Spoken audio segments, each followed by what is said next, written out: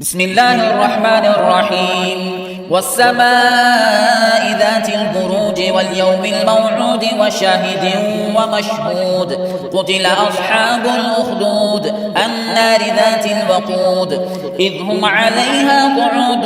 وهم على ما يفعلون بالمؤمنين شهود وما نقموا منهم إلا أن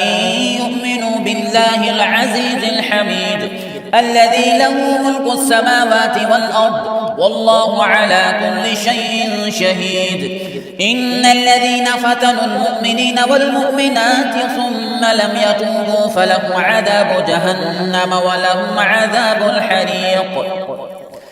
إن الذين آمنوا وعملوا الصالحات لهم جنات تجري من تحتها الأنهار ذلك الفوز الكبير